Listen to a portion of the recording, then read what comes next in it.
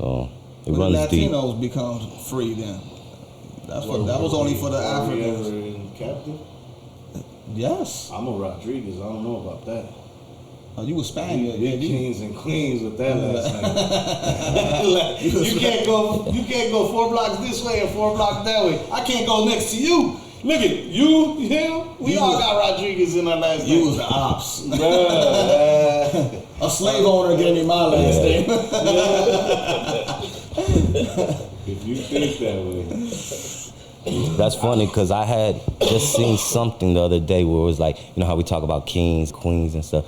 What real king or queen did y'all look at and was like, yo, that's a king? You know what I mean? Like, in the history you see about all these kings and they're like dirty, they don't really fight, you know what I mean? Back in the day they had kings on the front line, now the king sits back and stuff, sends the troop into army, kind of like how the president sits back. Down there, children run. It just goes to the sea, and he just grew up, sheltered and royalty, he privileged. Back it means more something if you came from the dirt, you know what I mean? Right. And then got that. Yeah, there's an order of rotation that they say that after like the 7th son, after the 7th one that came upon, like because the first one he got it from the struggle, but then he teaches his son what he learned, and then by the 7th time it's watered down so much that king gets trampled over, and you know what I mean, because that kid or that king that was raised, he was raised with everything, with the spoon in his mouth. That's still a long reign though. So you talk about 7 No, generations. but they're just saying like it's gonna end sooner or later. But basically, like the reign will end after 7 years. Is that what you mean? Yeah, after you get. Yeah, there's a good saying. The last kid is supposed to be spoiled, and he at the 7th one, and he don't know. He probably don't know how to fight.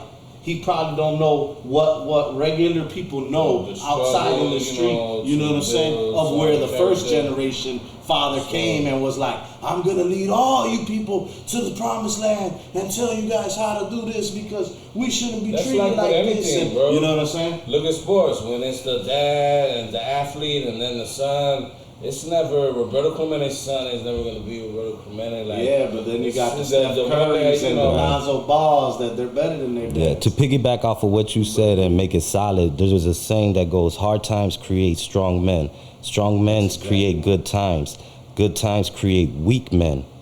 Weak men create hard times. So how you're saying it's 7 years, well, that's kind of like the structure. They get it.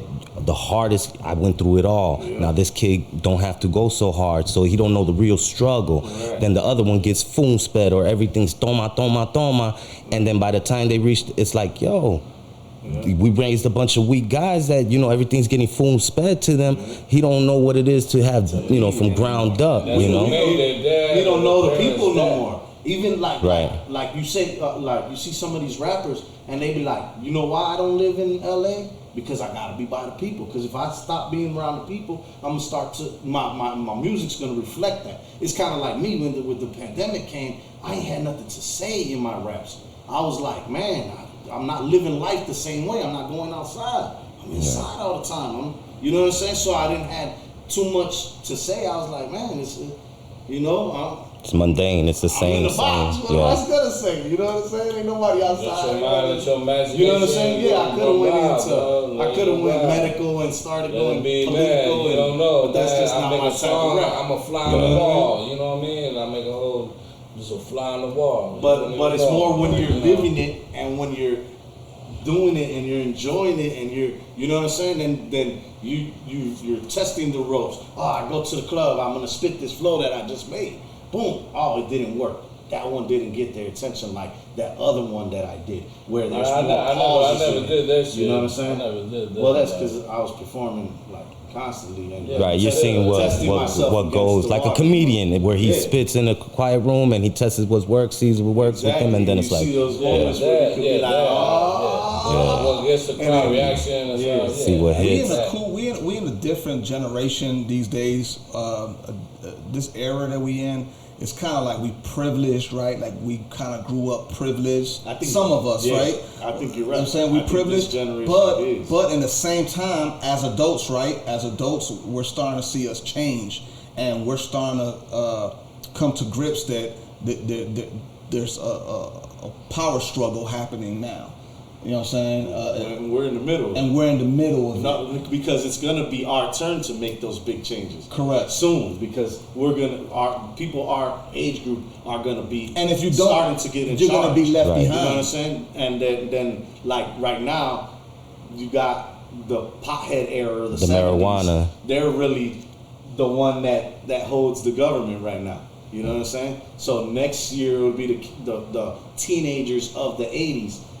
Will be not next year necessarily, but in a few, it will be the teenagers of the 80s that are in control.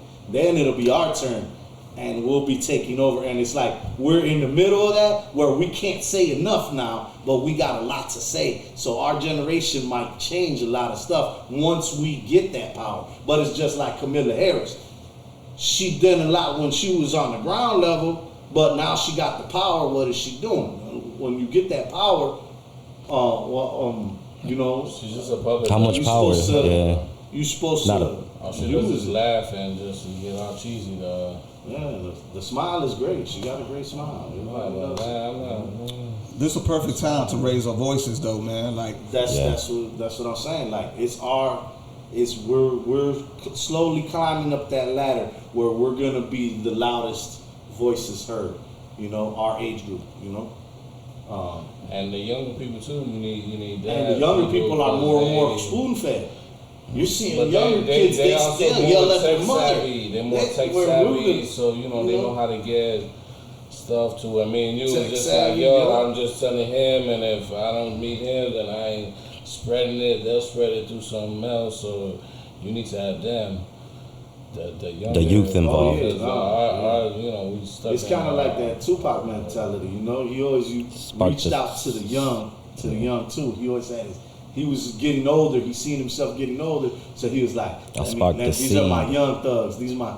You know what I'm saying? With everything that be going on, COVID, this Ukraine, this war shit. Like more people are like, I can't believe what these news is saying and all this. So they're getting more sick of it. They're learning from, I learned when these people lied about this and this, that they just really lying about everything. Right. So now they're getting more like, all right, well, if they lied about this, then you know what, they're lying about all this shit. That's what it comes in. And then they get you can't trust the fed up government. with it, so then they're like, something gotta happen. There's gotta be a boiling point where, something gotta change. And then that's when I'm like, bro. Them days are over with. Them revolution days, over with. Like a group of people they tried to hit a reset no longer on do us that with the COVID. That was like a coded revelation. That revolution or whatever. It was more like you just Australia. Let's scare people to go green. It didn't work though. It just got people working. It got people poked up with what's that? Getting the shots. That's all that happened. All that happened there was everybody just got shot. But think about how cleaner we are, though. Think about how cleaner we are. People ain't just, doing dirty stuff no more. Like, people know, pandemic changed some people's hygiene level. You know what I'm saying? Like, people that weren't... you wash your hands. They were washing their hands every 3 seconds. So now, that's built into your psyche, DNA or whatever. Yeah, you're like a computer too, because we constantly do things I that we're comfortable see mocosos and arrancándose la bola y la nalga. But just look at the street. Some people just nasty. They're always gonna be nasty. Doing the same out with get some damn Doritos. And man, it's whatever. This is Human Animal. Roman the 8th, Nephew Uli, Jose Rodriguez Jr., and Aaron de Milagrosa. I do wish we could try that though. See you next time. Hope you're ready for the next episode.